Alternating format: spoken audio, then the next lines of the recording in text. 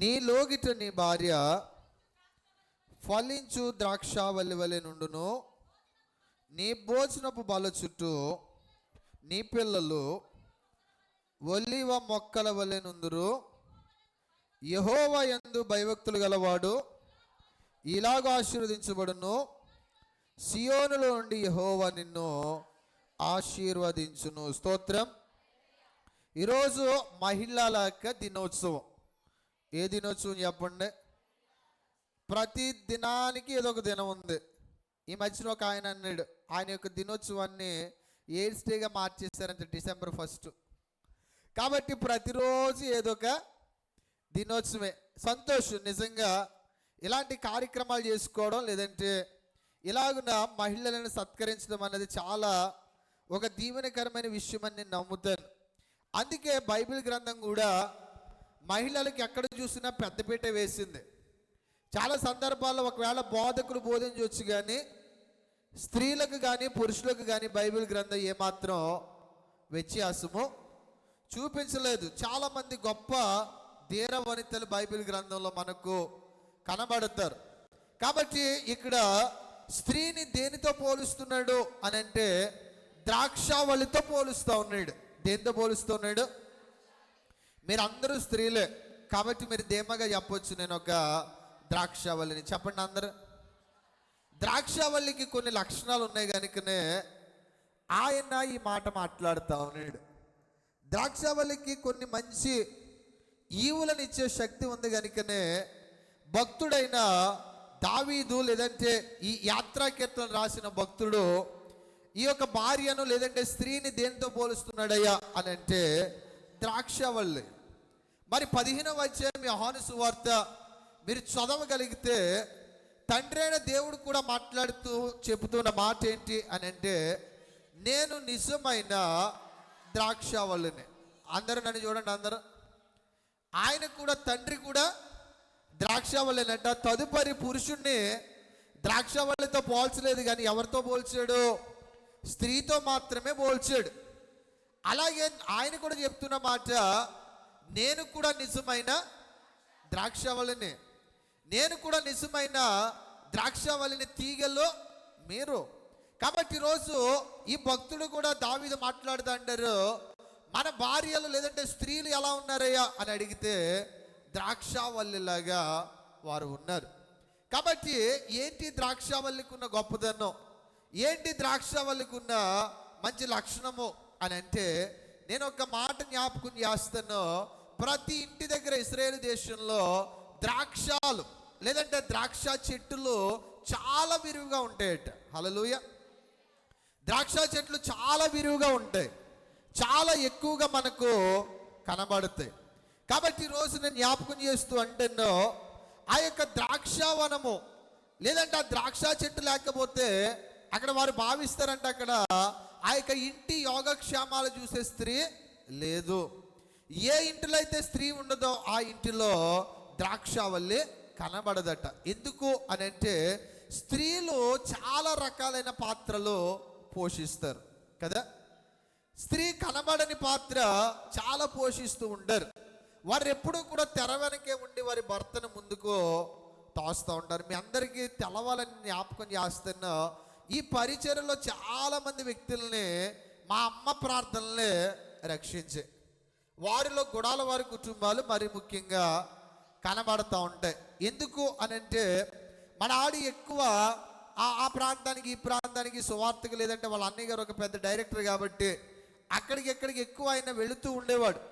కానీ సంఘాన్ని లేదంటే ఎవరికి బాగోకపోయినా లేదంటే ఎవరికి ఏదో అవసరపడినా ఎక్కడికి వెళ్ళాలన్నా కానీ ఎక్కువ మా అమ్మ చాలా ప్రయాసపడేది.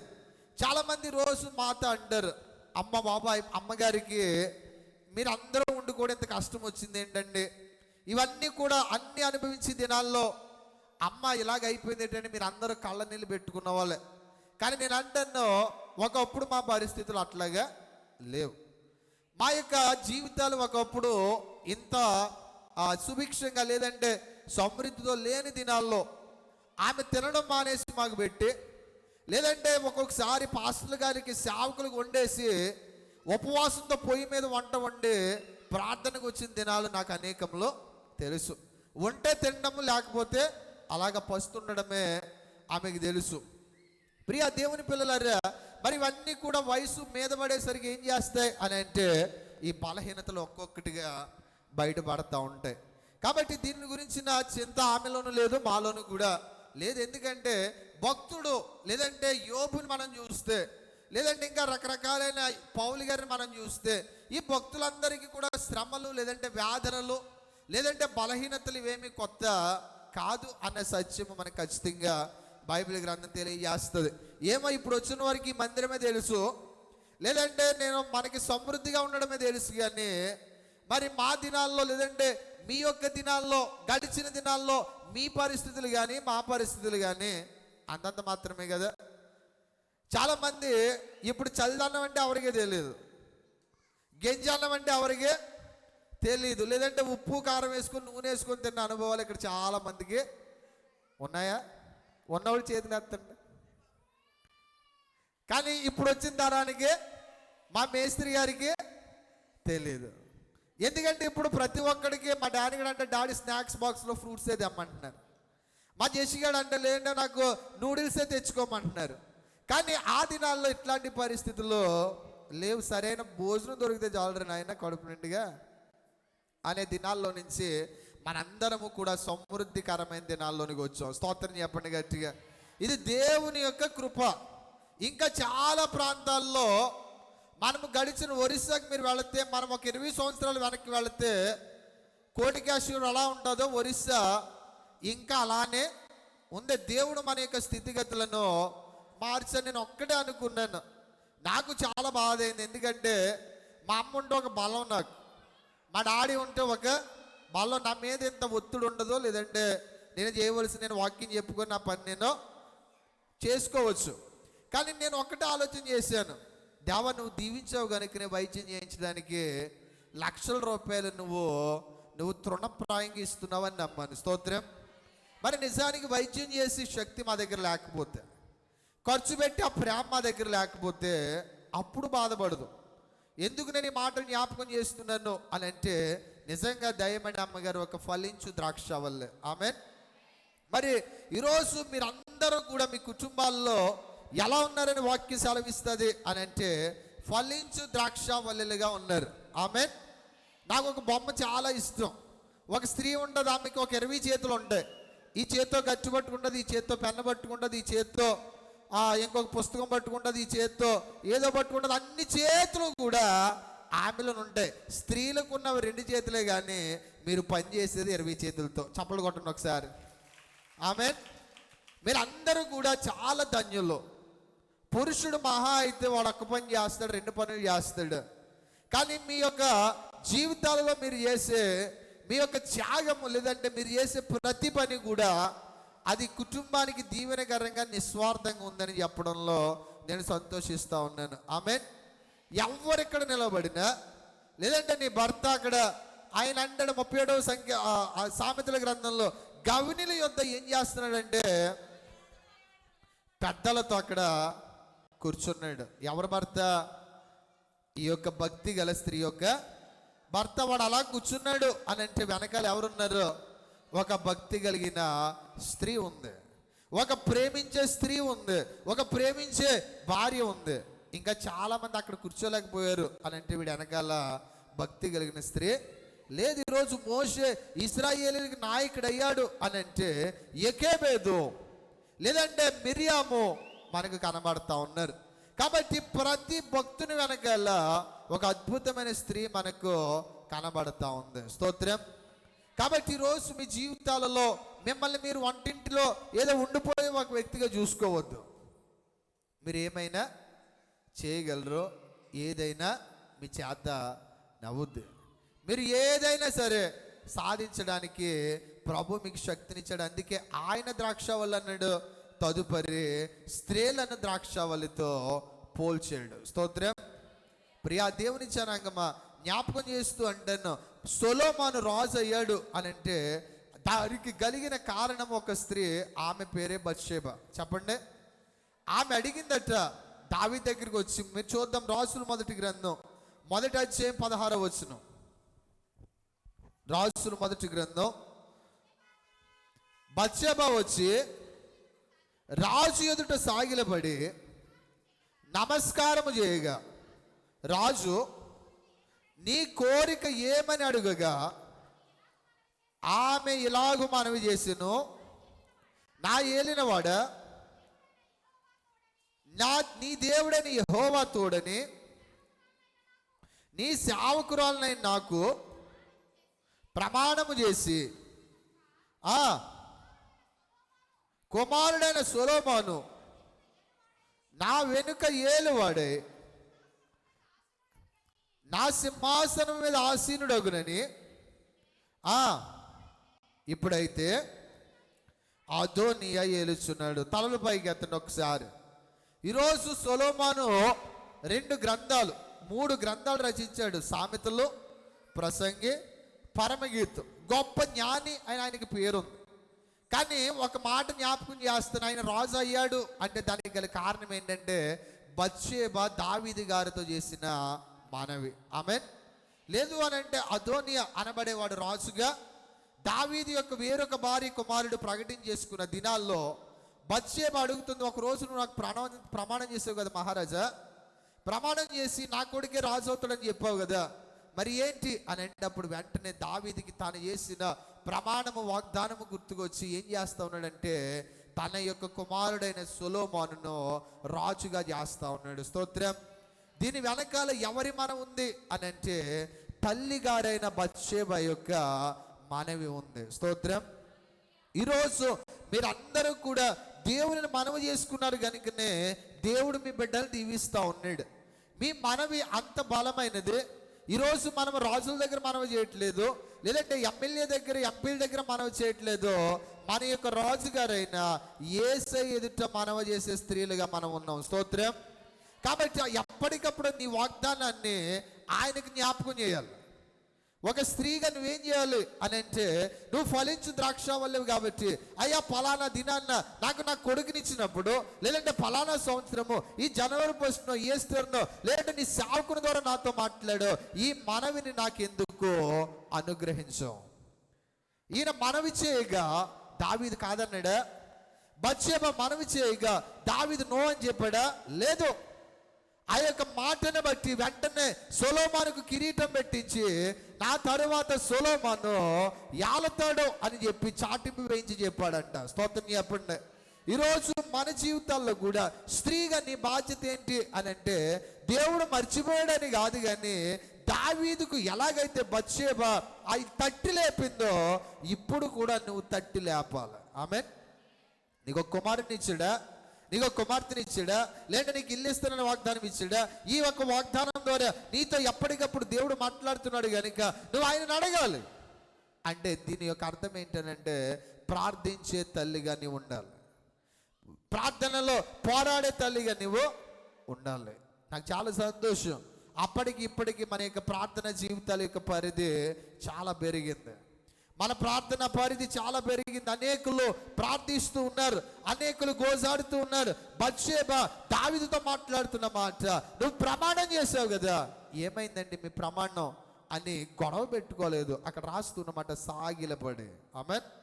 అంటే ఇన్ రెవరెన్స్, భక్తితో తన యొక్క భర్తను అడుగుతా ఉందట. అందుకంటాడు జ్ఞానము కలిగి ఆమె తన నోరుని ఏం చేస్తుంది? తెరుస్తుంది. జ్ఞానము కలిగి తెరిచింది. లేదంటే పక్క పిలిచి ఏమంటే నువ్వు వాగ్దానం చేసావు ఎందుకు చేయవు అని అడగలేదు. కానీ ఎలాగ అడిగిందంటే సాత్వికంగా అడిగింది. కాబట్టి వాక్యం అంటే హంబుల్ యువర్ సెల్ఫ్, నిన్ను నీవు తగ్గించుకొని దీనత్వాన్ని ధరించుకొని దేవుని సన్నిధిలో సాగిల పడగలిగితే నువ్వు ఏ మనవిని అడిగినా కానీ ఆయన ఇచ్చే దేవుడు. స్తోత్రం. ఇక్కడున్న ప్రతి ఒక్కరితో మాట్లాడుతున్నాను, నా ప్రార్థన వినే దేవుడు కాదు ఆయన, లేదంటే ఇంకా గొప్ప దైవజనుల ప్రార్థన వినే దేవుడు కాదు. ఎందరు ఆయనని పిలుస్తారో అందరికీ సమీపంగా ఉన్న దేవుడు. స్తోత్రం. పాస్టర్ గారని లేదంటే పాస్టర్ గారి ఫ్యామిలీ ఆయనకి ఏం ప్రత్యేకత ఉండదు. ఆయన ఎప్పుడైతే నువ్వు హంబుల్ చేసుకొని దీనత్వాన్ని ధరించుకొని ఆయన అడుగుతావో ఖచ్చితంగా ఆయన యొక్క మనవిని వింటాడు. సొలొమోను రాజు అయ్యాడు అని అంటే దాని వెనకాల వారి యొక్క తల్లి ప్రార్థన, ఆమె యొక్క ప్రయాస ఉంది. ఒకవేళ సొలొమోనుకి గుర్తుండకపోవచ్చు నేను రాజును అవుతానని, సొలొమోను మర్చిపోవచ్చు నేను ఇంత దేశాన్ని ఆళతానని, కానీ ఎవరు నమ్మారు అని అంటే తల్లి నమ్మింది. ఆమేన్. ఈరోజు మీరు కూడా మీ బిడ్డల పట్ల లోకమంతా ఏమని అనొచ్చు, కానీ మీ బిడ్డల పట్ల మీ కుటుంబం పట్ల మీరు నమ్మకాన్ని ప్రదర్శించాలి. ఆమేన్. వాడిని ఏదో ఒక రకంగా ప్రయోజకుని చేయడానికి మీరు ప్రార్థనలో పోరాడాలి. మీరు ప్రార్థనలో ఏకీభవించినప్పుడు ఖచ్చితంగా మీ ప్రార్థన మీ బిడ్డల జీవితాల్లో ఒక దీవెనగా పరిణమిస్తుంది. స్తోత్రం చెప్పండి అందరూ. నిజమే కదా.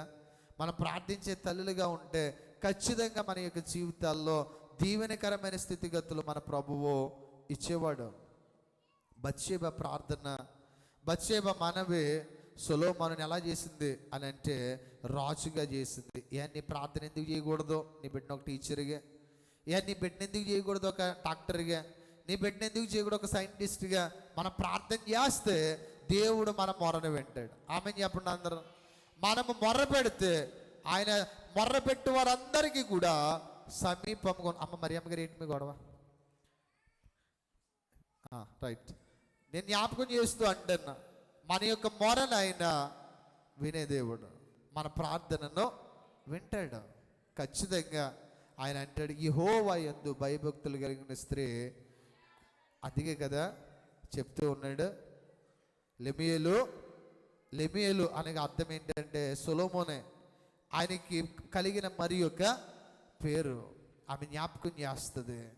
ఇదిగో క్షమించాలి సొలొమోను, నేను నిన్ను రాజుగా చూడాలని ఆశపడుతున్నాను కనుక నేను నీ తండ్రి ఎదుట నా మనవిని పెట్టాను. స్తోత్రం. ఈరోజు అడగండి, నీ బిడ్డ ఏం కావాలని కోరుతున్నావు? ఈరోజు ఇంత ప్రార్థన చేస్తున్నావు కదా, ఇంత ప్రయాసపడి మందిరానికి వస్తున్నావు కదా, ఇంత ప్రయాసపడి ఉపవాసం ఉంటున్నాం కదా, అడగండి మీ బిడ్డల కోసం, మీ భర్తల కోసం అడగండి, మీ కుటుంబాల కోసం అడగండి. మీకు ఏది కావాలో ఆయనను అడగండి. ఆయన అడిగే వారికి ఇచ్చే దేవుడు. స్తోత్రం. సమూయేలు ఒక ప్రవక్త కాగలిగాడు అని అంటే దాని వెనకాల హన్నా గారి ప్రార్థన, హన్నా గారి యొక్క త్యాగం ఉంది. స్తోత్రం. అవన్నీ తీసుకొని వచ్చి ఎక్కడ విడిచిపెట్టిందని రాయబడింది? షిలోహులో ఉన్న దేవుని మందిరంలో ఏలీ గారి పాదాల దగ్గర దేవుని పాదముల చెంత విడిచిపెట్టేసింది. సమూయేలును దేవుడు 3 పాత్రలు పోషించే రీతిగా నడిపించాడట. న్యాయాధిపతిగా మార్చబడ్డాడు, యాజకుడుగా మార్చబడ్డాడు, రాజులను అభిషేకించే అభిషక్తునిగా మార్చబడ్డాడు. దీని వెనకాల ఎవరున్నారు? తల్లి. అందుకంటే ప్రతి పురుషుని విజయం వెనక ఎవరుందా? ఒక స్త్రీ. ఎవ్రీ పవర్ఫుల్ మ్యాన్ వెనకాల ఒక పవర్ఫుల్ ఉమెన్ ఖచ్చితంగా ఉంటుందట. స్తోత్రం.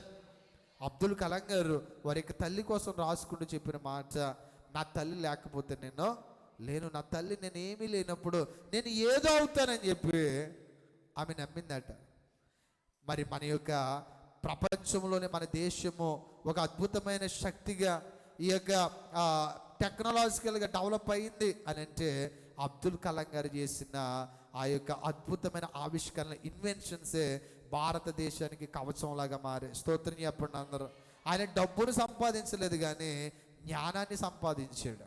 ఈరోజు నేను జ్ఞాపకం చేస్తున్నా, చాలా ఒక హంబుల్ బిగినింగ్, చాలా దేనాతి దేనమైన స్థితి నుంచి ఆయన వచ్చాడు. ఆయన చనిపోయేసరికి ఆయన ఆస్తి పుస్తకాలు ఒక 4-5 జతల షూట్సే నడదప్ప ఏమీ ఆయన సంపాదించలేదు. ప్రియా దేవుని పిల్లలు నేను జ్ఞాపకం చేస్తూ అంటున్నా, హన్నా యొక్క ప్రార్థన సమూయేలుని ఆ యొక్క ఇశ్రాయేలు దేశానికి ఇచ్చింది. ఈరోజు నీ యొక్క ప్రార్థన నీ కుటుంబంలో ఒక ఫలభరితమైన వ్యక్తిని అనుగ్రహించునుగాక. అందుకే అంటాడు కదా, ద్రాక్షవల్లి ఊరకనే ఉంటుందా? దాని యొక్క ఫలములను ఇవ్వకుండా అది ఊరకుంటుందా? అది గుత్తులుగా తన యొక్క ఫలాలను అందిస్తుంది. మీరు చూడండి, అది తప్ప గుత్తులుగా కనబడేవి మనకి ఎక్కడ కనబడవు. ద్రాక్ష పళ్ళు ఎక్కడ చూసినా గుంపులుగా మనకు కనబడతాయి కదా. ఒక్కొక్క ద్రాక్ష కాస్తుందా? గుత్తుగానే. అందుకంటాడు ఆయన కూడా ఇచ్చే దీవెనలు ఆయనను కూడా ఏమని పిలుచుకున్నాడు? నేను నిజమైన ద్రాక్షావళిని నేను కూడా ఇచ్చే దీవెనలట ఎప్పటికప్పుడు అవి సమృద్ధిగానే ఉంటాయి తప్ప ఒకటి రెండింటిది ఆగిపోవు. అలాగే స్త్రీలుగా మీరున్న కుటుంబాల దీవెనలు నేను అంటున్నా, ఒక గుత్తులుగా దీవెనలు ఉంటాయి. స్తోత్రం. మరొక అద్భుతమైన మాట ఏంటి అని అంటే, ఈ యొక్క ద్రాక్షారసం మత్తెక్కిస్తుంది కదా, అంటే మనల్ని మైమరిచిపోయేలాగా చేస్తుంది. అందుకే దానికి విలువ ఎప్పుడు పెరుగుతుందంటే, ఆ ద్రాక్షారసం ఎంత పాతదైపోతే దాని విలువ అంత ఎక్కువ పెరిగిపోద్దంట. ఆ ద్రాక్షారసం భూమిలో దాచబడి ఎంత కాలమైతే దాచబడిద్దో అంత ఖరీదు అది ఉంటుందట. కాబట్టి స్త్రీలుగా ప్రభు మీకు ఇచ్చిన భాగ్యం ఏంటి అని అంటే, ఒకవేళ మీ మీద వయసు మీద పడుతున్నా, లేదంటే మీరు ఆ పాతకెళ్ళిపోతున్నారని మీరు అనుకుంటున్న, నేను అంటున్నా, దేవుని దృష్టిలో మీ యొక్క విలువ అంత పెరుగుతూ ఉంది. స్తోత్రం. దేవుని యొక్క దృష్టిలో మీ యొక్క ఘనత అంత పెరుగుతూ ఉంది. కాబట్టి ఈరోజు నేను జ్ఞాపకం చేస్తూ తెలియజేస్తున్న మాట, దేవుని యొక్క దీవెనలు కూడా నీవు మర్చిపోయేలాగా చేస్తాయి. ఆయన ఇస్తున్న ఆశీర్వాదాలు ఎప్పటికప్పుడు పెళ్ళుబ్బుతూ ఉంటాయి. అందుకే దావీదు అంట, నా గిన్నె నిండి ఆ పొంగి పొర్లుతూ ఉంది. నిజమే కదా. ఒక స్త్రీగా నీ యొక్క ఇంటిలో నీ ద్వారా దీవెనలు ఉన్నాయి, నీ ద్వారా ఆశీర్వాదాలు ఉన్నాయి, నీ ద్వారా మేలులు ఉన్నాయి, నీ ద్వారా కృపావరాలు ఉన్నాయి, నీ ద్వారా అనేకమైన అద్భుతాలు నీ కుటుంబంలో జరగాలని ప్రభువు నిన్ను ఆ కుటుంబంలో నిలువబెట్టాడు. స్తోత్రం చెప్పండి అందరూ. కాబట్టి నీ ద్వారా ఒక బలమైన పరిచర్య కావచ్చు, బలమైన కుటుంబం కావచ్చు, బలమైన పని కావచ్చు, ప్రభు నీ ద్వారా జరిగించాలని ఆశపడుతున్నాడు. అందుకని అంటాడు, నీ యొక్క లోగిట నీ భార్య ఎట్లా ఉంది అని అంటే, ఫలించు ద్రాక్షావల్లిగా ఉంది. స్తోత్రం చెప్పండి అందరూ. కాబట్టి ఈ యొక్క స్త్రీలకు ఇచ్చిన పాత్ర కుటుంబంలో చాలా గొప్పది. స్త్రీలకు ఇచ్చిన భాగ్యం చాలా గొప్పది. అందుకే అంటాడు, జ్ఞానవంతురాలు తన ఇల్లును కడుతుంది, 3 రాళ్ళు తన ఇల్లును ఉడబెరుగుతోంది. నిజమే కదా. జ్ఞానవంతురాలుగా ఉన్నప్పుడు, జ్ఞానవంతుడిగా ఉంటే నువ్వు ఇల్లు కడతావని చెప్పలేదు. వాడు ఎంత జ్ఞానైనా వాడు ఇల్లు కట్టలేడు, వాడు ఎంత అజ్ఞానైనా ఇల్లుని పాడు చేయలేడు. ఎవరికి ఇచ్చాడు ఆ భాగ్యం? స్త్రీకి మాత్రమే ఇచ్చాడు ఆ ఇంటిని చక్కబరిచే కృప. అందుకే 37వ సంకీర్తనలు అంటాడు, పొద్దుటే లేచి ఆమె తన ఇంటి వారి కోసం, 37వ సామెతల గ్రంథంలో, ఆహారాన్ని సిద్ధం చేస్తుంది, నడికట్లను సిద్ధం చేస్తుంది, రగ్గులను సిద్ధం చేస్తుంది, రకరకాలైన పనులు ఆ భర్త కోసం, అత్తమామల కోసం, కుటుంబం కోసం, పనివారి కోసం ఆమె ఏం చేస్తుందంటే శ్రద్ధ పుచ్చుకును అనే మాట ఆయన మాట్లాడతాడు. కాబట్టి ప్రియ దేవుని పిల్లలారా, ఈరోజు ఎంతమంది స్త్రీలున్న ఈ సంఘము దీవించబడిన సంఘము అని నేను నమ్ముతాను. ఆమేన్. ఎంత పరిచర్య అండి. మీరు అడిగిన రిక్వెస్ట్ మంచిదే. పొద్దుటే 1 గంట లేచి మీరు ఒక క్యారేజీ పెట్టుకొని మరలా 12 గంటలకో 1 గంటకో మీరు వచ్చి మరలా కాసేపు పడుకొని మరలా సాయంత్రం వంట వండుకొని మరలా ప్రార్థనకు వచ్చి మరలా ఇదే దినచర్య. కష్టమే. కానీ మీకు ఎన్ని చేతులు ఉన్నాయి? 2 చేతులు కాదు, మీకు 20 చేతులు ఉన్నాయి. స్తోత్రం చెప్పండి. కాబట్టి ఒక్కొక్క చేయి ఒక్కొక్క పనిని, ఇది ఏదో ఒక చేతితో ప్రార్థన ఖచ్చితంగా ఉంటుంది. కాబట్టి అలక్ష్యం చేయొద్దు. స్తోత్రం. ఏ చేతికి మీరు రెస్ట్ ఇవ్వద్దు. ఇంకా గట్టిగా ఉంటే ఒక 20 రోజుల్లో ఈ కూడికలు ముగించబడతాయి. ఈ కూడికలు ఇంకా మనం పెడదామన్నా చెప్పండి, పెద్ద బర్త్డే సెలబ్రేషన్ చేసి అందరికీ భోజనాలు అమ్మ రావాలన్న ఒక 20 మంది 30 మంది తప్ప అక్కడ ఒక్కడో కనబడ్డు. ఈ లెంట్ వచ్చేసరికి, యేసు ప్రయాణం వచ్చేసరికి కొన్ని 100 మంది ఒక ఇంటిని దర్శిస్తున్నారంటే దీవెన కాదా? ఆమేన్. ఇది తెలియని వారికి తెలియదు ఇందులో ఉన్న సంతోషం, బయట వాడికి తెలియదు ఇందులో ఉన్న ఆనందం, లేదంటే భక్తి లేని వారికి తెలియదు దీని యొక్క శక్తి. ఎవరికి తెలుస్తుంది అని అంటే, సిలువను వెంబడిస్తూ సిలువను ఆశ్రయిస్తున్న మనకి మాత్రమే తెలుస్తుంది. 2 చేతులు ఎత్తి స్తోత్రం చెప్పండి. హల్లెలూయా. కాబట్టి భక్తి కలిగిన స్త్రీలుగా మనం ఉన్నందుకు నేను చాలా సంతోషిస్తూ ఉన్నాను. ఇంకా ఒకవేళ ఇది నా బాధ్యత కాదులే, నా భర్తను సరి చేసుకోవడం నా బాధ్యత కాదులే, నా బిడ్డను సరి చేసుకోవడం నా బాధ్యత కాదులే, ఇంకా కుటుంబాన్ని చక్కపరచడం నా బాధ్యత కాదులే అని అనుకుంటే, ప్రభు నీతో మాట్లాడుతున్నమాట, నీకే ఇచ్చాడు ఆ బాధ్యత, నీకే ఇచ్చాడు. ఇంటిని కట్టే బాధ్యత నీకే ఇచ్చాడు, ఇంటిని చక్కపరిచే బాధ్యత నీకే ఇచ్చాడు.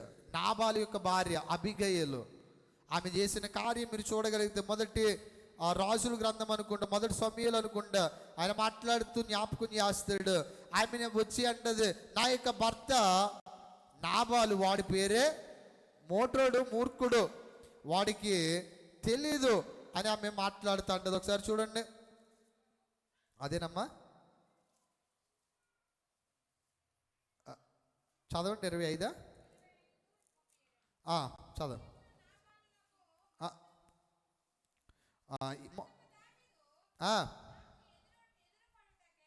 నాకు ఎదురుడు పట్టుకే నిన్ను పంపిన ఇశ్రాయేలు దేవుడైన యెహోవాకు స్తోత్రం కలుగును గాక. నేను పగ తీర్చుకొనకుండాను, ఈ దినమున ప్రాణము తీయకుండాను నన్ను ఆపినందుకే నీవు ఆశీర్వాదము నొందుదువు గాక. స్తోత్రం. ఇక్కడ జ్ఞాపకం చేస్తూ తెలియజేస్తున్న మాట ఏంటి అని అంటే, ఒకరోజు దావీదు నాబాల్ దగ్గరికి కబురు పంపించాడట. నా ప్రజలు అలసిపోయారు, వారికి కొంచెము ఆహారం కావాలి. ఒకసారి నా యోతుల్లో మీరు ఉన్నప్పుడు మీ యొక్క పశువుల చుట్టూ మేము కావలిగా ఉండే వాటిని చాలా దినాలు రక్షించాం కదా, ఈరోజు కొంచెం ఆహారం కావాలని మా యొక్క నాయకుడైన దావీదు అడుగుతున్నాడు అని అంటే, నాబాల్ అన్నాడు, దావీదు ఎవడు? యెషై కుమారుడు. ఎవరు? ఎందుకు ఇవ్వాలి నా ఆహారాన్ని? ఎందుకు పంపించాలి? వాడు ఏమైనా పెద్ద పోటుగాడా అని అంటే, దావీదు గట్టే ఈ మాట తెలిసట కోపం చిర్రెత్తుకొని వచ్చి కత్తితో వస్తున్నాడట నాబాల్ని. కానీ తన యొక్క భార్య అబిగయలు ఆమె వచ్చి మాట్లాడుతున్నమాట, అయ్యా అతనికి మంచి చెడులో తెలియవు, అతనికి మంచి ఏంటో చెడేంటో అర్థం కాదు అని చెప్పి ఆయన అంటాడు, దావీదే అంటాడు, దేవుడే నిన్ను పంపించి నీ యొక్క భర్త ప్రాణం తీయకుండా నన్ను ఆపాడు. స్తోత్రం. ఈరోజు నేను జ్ఞాపకం చేస్తా అంటాను, మన జీవితాలలో మీరు అడ్డుపడితే ప్రతి విధమైన శాపాలు మన ఇంటి నుంచి పారిపోతాయి. స్తోత్రం చెప్పండి. ఈవెన్ మీరు అడ్డుపడితే మరణం కూడా మీ ఇంటి నుంచి పారిపోద్ది. మీరు అడ్డుపడితే మీ యొక్క దరిద్రము మీ ఇంటి నుంచి పారిపోద్ది. మీరు అడ్డుపడితే మీ పేదరికము, మీ అప్పు, మీ శ్రమ, మీ నింద మీ ఇంటి నుంచి పారిపోద్ది. స్తోత్రం చెప్పండి. అబిగయీలు లాగా మనము జ్ఞానము కలిగి ఉండాలి. చెప్పారంటే ఎవరు? చాలా మూర్ఖంగా నీ భర్త సమాధానం ఇచ్చాడు, నీ భర్త చాలా మూర్ఖంగా మాట్లాడాడు అని చెప్తే ఆమె వెంటనే తన యొక్క రథాన్ని, గుర్రాలని సిద్ధం చేసుకొని దావీదు దగ్గరికి వెళ్ళి సాగిలిపడి అంటుంది, తేలినవాడా నీ యొక్క శక్తి మాకేంటో తెలుసు, నేను తీసుకొని వచ్చిన ఆహారాన్ని నా భర్త నాబాలు, వాడికి మొరటుడు, వాడికి తెలియదు, వాడిని క్షమించు అని మాట్లాడుతూ ఉంది. స్తోత్రం చెప్పండి గట్టిగా, హల్లెలూయా. కాబట్టి అడ్డుపడితే, పురుషుడు అడ్డుపడితే పనులు జరగవు. వాడంతా రిక్వెస్ట్ చేసినా పని అవదు. ఎవరు రిక్వెస్ట్ చేయలే? దేవుడినైనా మనుషులనైనా చెప్పాలి. ఈ స్త్రీలా స్తోత్రం. కాబట్టి మనం అడ్డుపడితే, మీరు అడ్డుపడితే ఖచ్చితంగా జరగని పనంటూ ఉండదు. దేవుడు ఆయన మాట్లాడుతున్నాడు. ఆయన చెబుతున్న మాట, నేను ద్రాక్షావళునే, అలాగే స్త్రీలైన మీరు కూడా ద్రాక్షావళులే. స్తోత్రం. అడ్డుపడి ఉగ్రతను ఈమె ఆపింది. తన భర్త మరణం కాకుండా అబిగయీలు తన యొక్క భర్త ప్రాణాన్ని రక్షించింది. ఈరోజు మన జీవితాల్లో శ్రమలు పారిపోవాలి, ఇబ్బందులు పారిపోవాలి, కష్టాలు పారిపోవాలి అని అంటే నేను అంటున్నా, మనము ప్రార్థనలో అడ్డుపడి దేవుని దగ్గర గోజాడేవాడు వారముగా మన ముందుముగాక. ఆమేన్. మరొక చివరి మాట నేను చెప్పి ముగిస్తాను. లూకా సువార్త 24వ అధ్యాయము 9-10 వచనాలు. లూకా సువార్త 24వ అధ్యాయము 9-10 వచనాలు.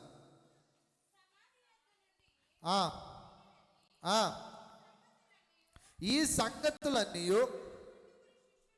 11 శిష్యులకును తక్కిన వారందరికీ తెలియజేసారు. స్తోత్రం చెప్పండి అందరు గట్టిగా, హల్లెలూయా. ఎవరు తెలియజేశారు అని అంటే, ముందు 24 వచ్చే పిక్నిక్లో రాస్తారు, ఆదివారం తెల్లవారుచుండగా ఆ స్త్రీలు ఎవరు అంటే మగ్దలేని మరియా, క్లోప భార్య అయిన మరియా, అయ్యొక్క వీరందరూ కూడా మాట్లాడుతూ, మార్త, వీరందరూ కూడా మాట్లాడుకొని మొట్టమొదటి సువార్త ప్రకటించిన వారు ఎవరంటే స్త్రీలే. చప్పలు కొట్టండి ఒకసారి. వీరెళ్ళి 11 మంది శిష్యులకు చెప్పారు. అసలు సువార్త ఎక్కడి నుంచి, యేసే సమాధి నుంచి లేచాడు అని అంటే అది అసలు ఎవరికి అర్థమైంది మొట్టమొదట? అందుకే ఎక్కడ చూసినా సంఘంలో 10 మంది పురుషులు ఉంటే 100 మంది స్త్రీలు ఉంటారు. ఇది దేవుని యొక్క చిత్తం. తనను తాను వారికి బయలుపరుచుకున్నాడు ఆయన. ఎందుకంటే మన సమాజం లాంటిది సమాజం కాదు యోధా సమాజం. స్త్రీలకు అస్సలు కూడా ఎన్నిక చేయని సమాజం యూదులు. చాలా భయంకరంగా స్త్రీలను కట్టుబాట్ల మధ్య పెంచే సమాజం. అసలు వారికి ఏమాత్రం కూడా యోగ్యమైన స్థితులు కల్పించని సమాజం కనుక వారిని నేను గణపరచాలి, వారి ద్వారా నా సువార్త బయటికి వెళ్ళాలి అని చెప్పి యేసు ప్రభు వారి యొక్క మరణాన్ని పునరుద్ధానాన్ని కూడా ఎవరికి మొట్టమొదటి కల్పించారు అని అంటే స్త్రీలకు మాత్రమే. స్తోత్రం. అందుకే వాక్యం జ్ఞాపకం చేస్తున్న మాట, స్త్రీలు బయటికి రావడానికి అవకాశమో లేదు, వారు మాట్లాడడానికి అవకాశమో లేదు. కానీ ఆయన స్త్రీకి పురుషుడికి కూడా దేవుడే, ఆయనే ఇరువురిని కూడా సృజించాడు. కాబట్టి వీరి ద్వారా సువార్త బయటికి వెళ్ళాలి, వీరి ద్వారా అనేకులు దేవుని మాటల్లో వినాలి అని చెప్పి స్త్రీలకు కనిపించాడంట. ఎంత ఆశ్చర్యం అండి! ఏ మార్గం ఏ మతం స్త్రీలకు ఇంత పెద్దపీట వేసింది అమ్మగారు? అసలు చాలామంది స్త్రీలకు చాలా గుళ్ళలో ప్రవేశమే లేదు. ఉందంటారా? ఎక్కడైనా లేడీ పార్షన్ చూస్తారు కానీ లేడీ అర్చకులను చూస్తారా? మీరు చూస్తారా? జాయిస్ మేరీ గారు ఒక అద్భుతమైన సేవకురాలు, కొన్ని లక్షల మందికి ఆమె తల్లి. ఈరోజు చాలామంది రాజమండ్రిలో బ్లెస్సీ వెస్లీ గారు, లేదంటే ఇంకొకరు ఇది క్రైస్తవం ఇచ్చిన గొప్ప భాగ్యం. ఆయన చెప్తూ అంటాడు, స్త్రీలని పురుషులని ఆయనకి ఏమాత్రం భేదమో లేదు, ఆయన అందరు అంగీకరిస్తే అందరిని ఆయన ప్రేమించేవాడు. కాబట్టి ఈరోజు నేను జ్ఞాపకం చేస్తున్నాను, ఆయనకు వ్యత్యాసం లేదు. మనుషులకు ఉండొచ్చు. ఏ గ్రంథం అంటే స్త్రీ పురుషులు సమానమని చెప్పేది? చాలా గ్రంథాలు ఎందుకు రాయబడ్డాయి అని అంటే స్త్రీలను తొక్కేయడానికే రాయబడ్డాయి. ఇంక మీ పని వంట వండడం, లేదంటే అది చేయడం, గిన్నెలు కొడుకోవడం తప్ప మీకు ఏ పని లేదని వేరే గ్రంథాలు చెప్తూ ఉంటే, మీ ఆయన యొక్క రక్షణ వార్త మొట్టమొదటి అందించిందే స్త్రీలకు. కాబట్టి మీరు గనులు, ఆమేన్, మీరు బలవంతులు, మీరు ధైర్యవంతులు, మీరు ఏదైనా చేయగలరు. దేవుడు ఆ శక్తిని మీకు ఇచ్చాడు. నిజమే, స్త్రీలు చేసిన ప్రార్థన మగవాడు చేయగలడా?